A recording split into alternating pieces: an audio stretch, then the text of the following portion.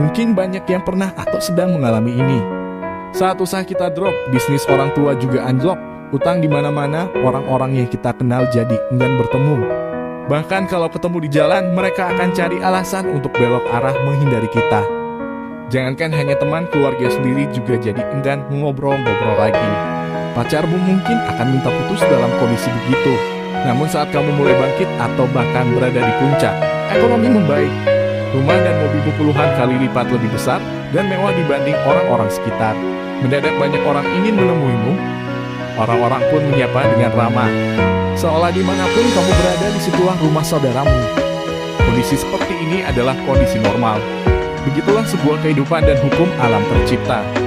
Karena pada dasarnya setiap orang menginginkan kenyamanan.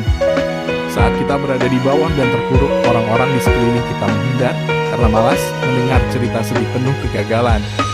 Mereka juga takut dipinjami atau dihutangi. Kamu juga akan menjadi orang yang tidak penting lagi untuk diajak diskusi.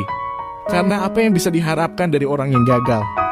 Bahkan berkomentar dan memberi masukan pun pasti tidak diterima. Ya, karena hidupnya sendiri sudah gagal kok mau memberi masukan. Dua kondisi hidup ini pasti pernah kamu alami atau akan kamu alami nantinya. Lalu apa yang perlu dilakukan ketika kamu berada di dalam salah satu kondisi tersebut? Begini, saya pernah merasa berada di posisi yang begitu kelam, jatuh ke lubang kegagalan yang sangat dalam. Ijazah sarjana tertahan karena tak punya biaya sehingga tidak bisa melamar kerja atau melanjutkan kuliah. Selain itu, orang tua juga dalam kondisi drop. Utang di mana-mana. Yang saya lakukan pada masa-masa kritis dulu adalah menjaga impian dan semangat untuk hidup. Mengapa ini penting? Karena dalam situasi terburuk, banyak orang cenderung berpikir bagaimana caranya agar bisa cepat keluar dari masalah yang dialaminya. Padahal berpikir dalam kondisi terburuk itu sungguh tidak mudah. Sehingga kalaupun dipaksa berpikir dan ingin cepat-cepat menyelesaikan masalah, yang muncul justru adalah jalan pintas. Mulai dari prostitusi, narkoba, mencuri, dan lainnya.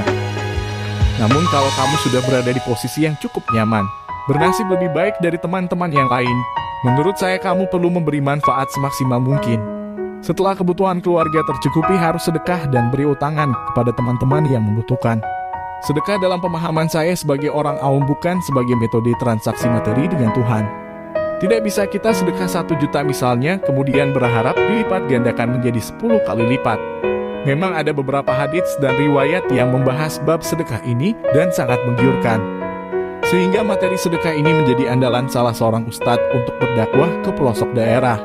Bahkan yang sedang kesulitan juga diajak sedekah. Disuruh jual-jualin aset yang ada untuk sedekah demi mendapat 10 kali lipat.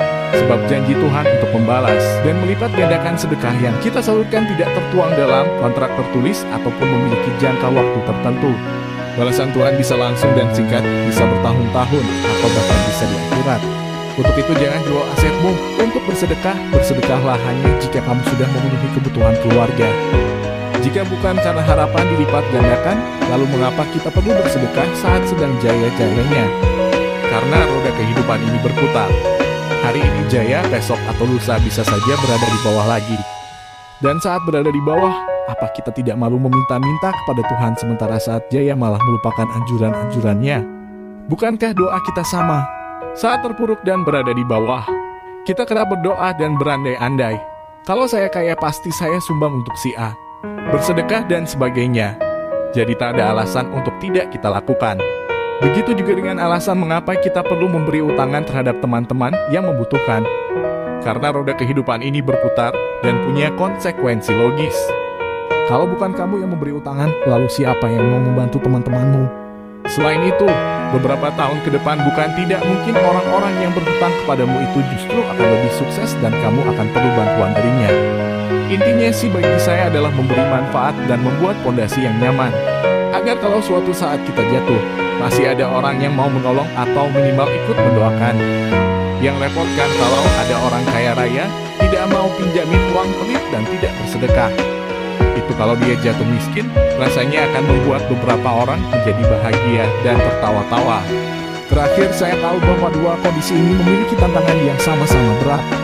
Saat miskin cenderung ingin ambil jalan pintas agar cepat kaya, saat kaya mereka merasa takut jatuh miskin sehingga begitu ketat menjaga keuangan. Uang dan kekayaan seolah-olah hanya untuknya sendiri dan tidak boleh ada yang pinjam. Tapi karena roda ini berputar, marilah berputar dengan sesuai. Agar saat miskin tetap berwibawa dan saat kaya raya tetap bersahaja. Begitulah kura-kura. Sumber situs wanita.